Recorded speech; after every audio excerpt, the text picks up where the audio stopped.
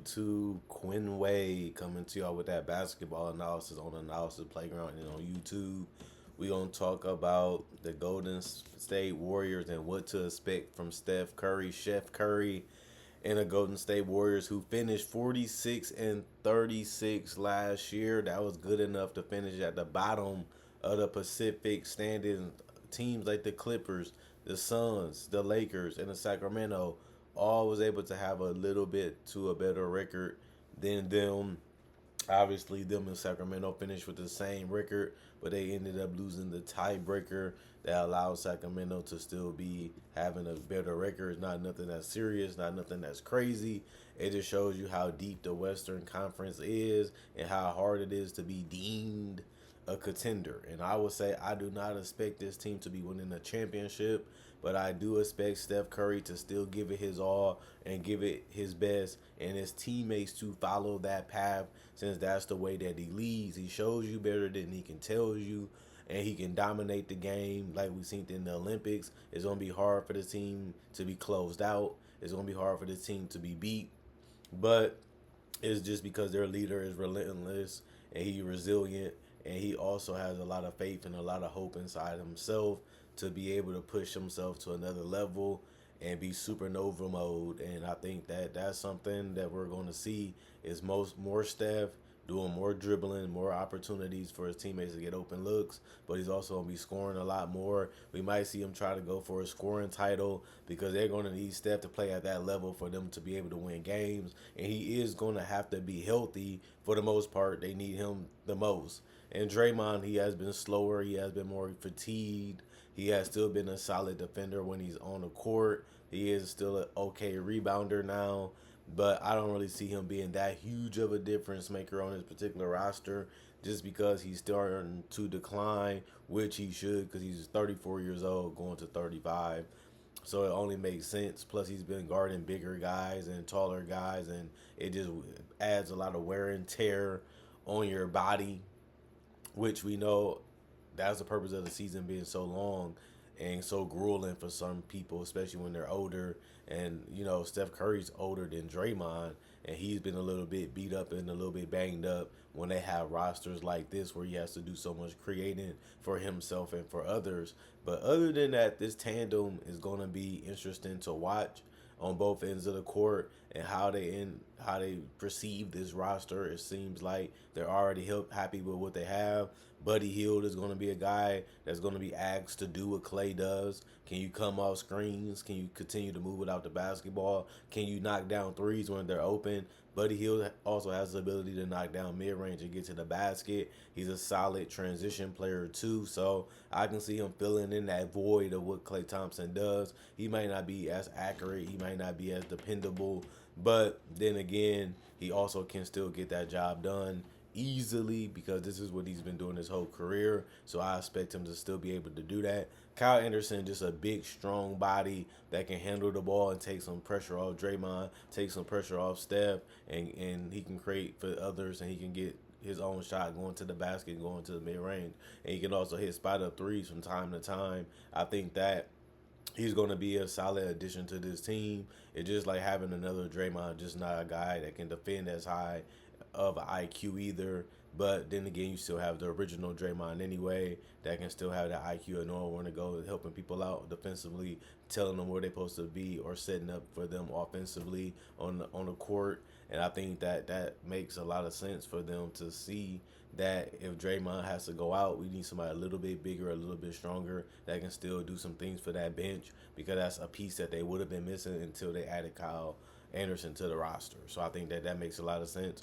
Trace Jackson Davis, he's not going to get a crazy amount of minutes because of the Kyle Anderson addition, but it's still good to have a guy that's young and hungry and want to prove themselves and wants to go out there and try to make their impact known. I think that's important for most teams, especially when this team is trying to use a little bit of youth, a lot of veterans, and a lot of know-how to try to get the job done. And I feel like this roster is one of the deepest rosters that Golden State has had, but that just shows you that they need more weapons to be able to contribute with Steph. And I think that makes a lot of sense. Even when you look at Jonathan Kuminga, people forget that he is only 21 years old. So he's very, very young and very, very raw. but he's another guy that can slash to the basket and finish. He can knock down some type of mid range or some type of push shot. I think that that'll be able to help them a little bit, so his handle can continue to expand. I think that that will help his games too. And can he knock down the corner three or the top of the key three? I think that that's going to be something that they're going to need him to do. I don't know if he's going to be able to do that, but that's something that he should be working on just to give the team proper spacing and to be able to open up his ability to cut to the basket. He has to be respected also on the perimeter, and that will also make his game and his efficiency more better and more easier if he was able to put that type of work in. But it's a lot of expectations for him. But by him being 21 years old, he can slowly continue to live up to the hype, because ain't like Golden State asking him to be a lot of that already. But they know eventually he's going to have to evolve his game and become a better version of himself. And it's just some ideas that can make him better is all I'm just saying, because it's obvious when you watch this team play that they need a little bit more firepower, especially after losing Clay. And I think that, this bench can do that. Kevon Looney is another guy. He's a bruiser. He bangs. He gets rebounds. He's very strong, very quick off his feet. He lost a lot of weight to be even quicker, and he's going to be setting those screens to open up opportunity for guys to cut and guys to get open to be able to make shots while still trying to cut to the basket to crash the glass and still trying to box out defensively. I just hope he can stay healthy and not suffer anything major, because they're going to really need a lot of Kevon to be that interior presence. DeAnthony Melton is another great player for this roster. He's a guy that can defend a little decently. He's a guy that can make a shot from three, even if you pass it to him. He's a guy that can get a mid range to go, get to the basket, and solid in transition. I like a lot of things that DeAnthony Melton does. He's just the player's player, a guy that does everything you need him to do, even camouflaging as a player that you have to pay attention to, that can always hurt you if you don't pay too much attention to, because he's always looked at as a guy that can do a lot of things, so teams respect him. But also he's a guy that can be overlooked if you have the right star power or the right ball movement or the right player movement. With Steve Kerr try to use an infusion of both of them to make the team successful. And then you have Moses Moody that can take advantage of that too, but he has to be able to knock down shots. Like, they're gonna give him open opportunities. They're gonna give him great opportunities. He's just gonna be able to. We gonna have to see if he's gonna be able to knock down those shots and be accurate and be efficient from the perimeter, which he hasn't really did crazily. But he's also developing. He's only 22 years old, so when they drafted him, he had the ability to do it. Now we just gotta see if he can do it consistently.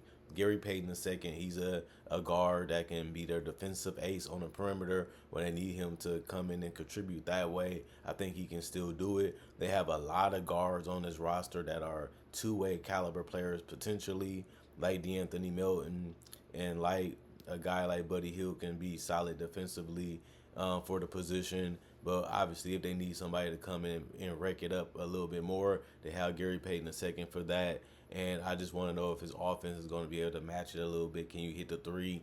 Can you get out in transition and make some easy basket? Can you hit the mid ranges? Can you get to the basket and finish with a layup? That's all he's going to have to be able to do.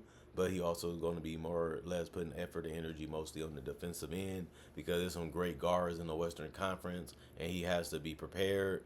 Daquan Plowden, he was great in summer league. I like what he was able to do, get into the basket, finishing strong, using that brute force, being able to use his handle a little bit to get to the mid range. Even though he wasn't great at shooting a mid range jumper, so shows that he can set that shot up and still being a potential 3-point threat. He is 6'6". He is another guard, but he is a guy that has a better body and better strength than a lot of the other guards, giving them an appetite for something different.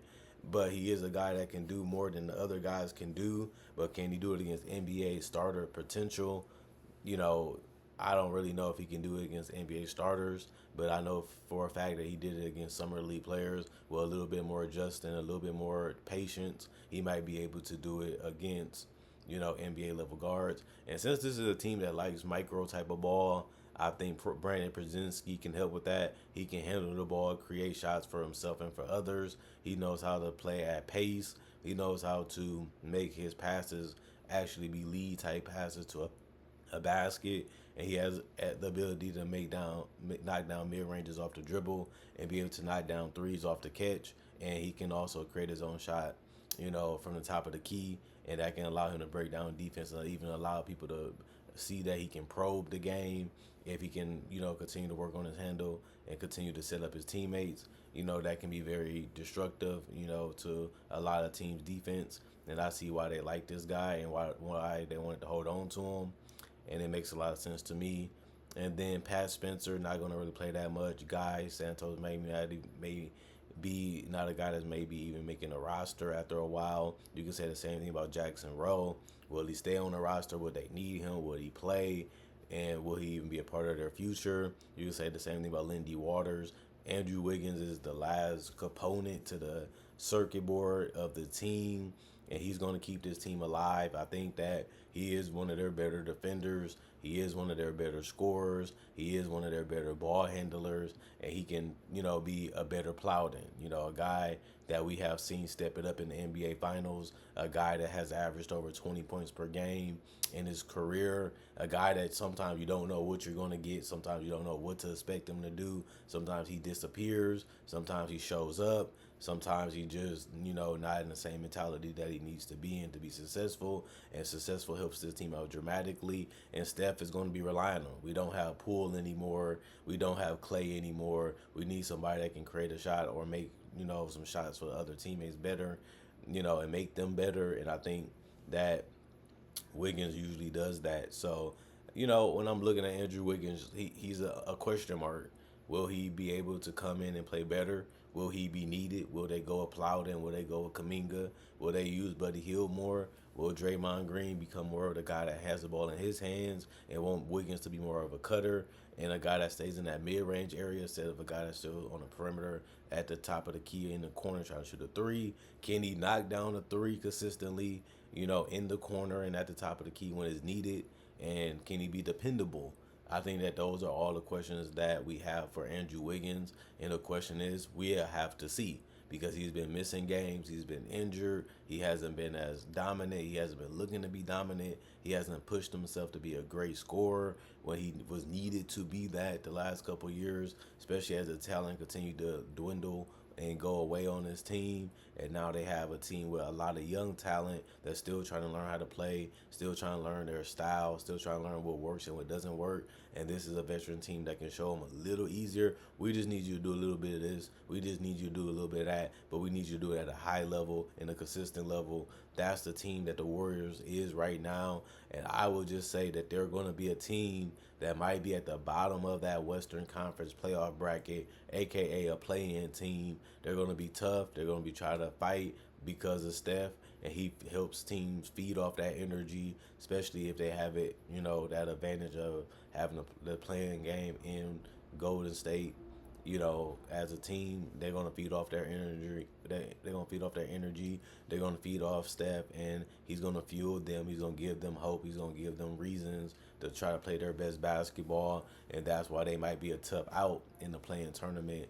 But I think they're gonna be in that, 6, 5, 6, 7, 8, 9, 10 type of category in the Western Conference. I think they're going to be respectable. I think they're going to be a tough out, but they have been around that the last couple of years. Now we're going to see if they can, do it for the next 2 to 3 years and give Steph a chance to make to the playoffs. And if you make the playoffs, you don't really know what's going to happen.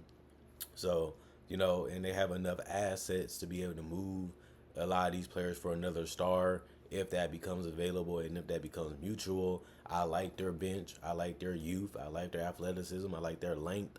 I like their, IQ around Steve Kerr, knowing how to get the best out of his role players.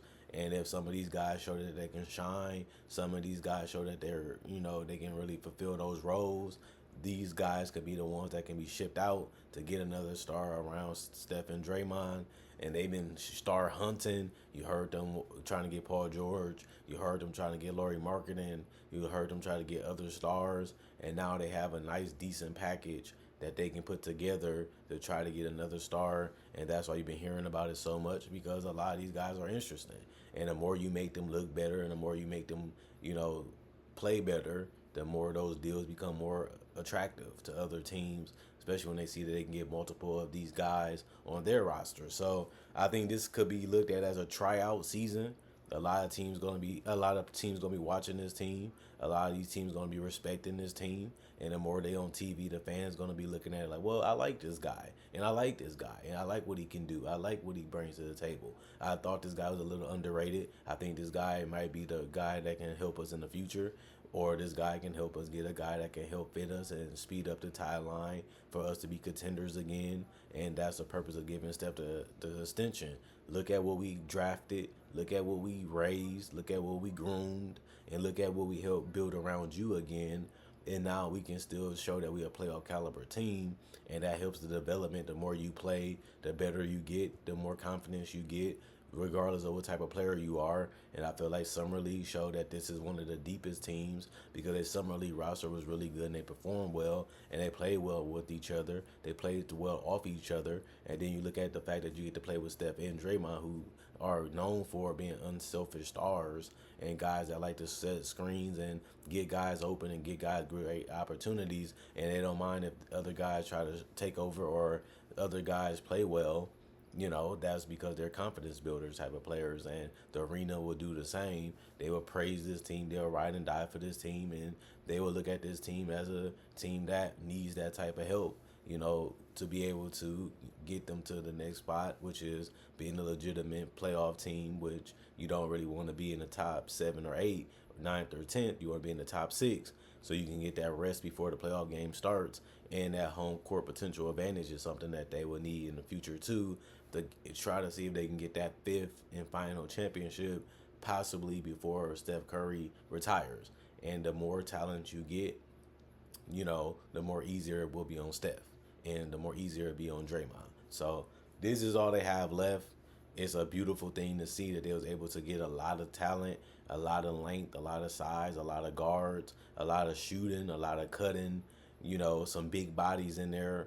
And, this is going to be a tough and interesting team to watch. But then again, this shows you that they're not conceding.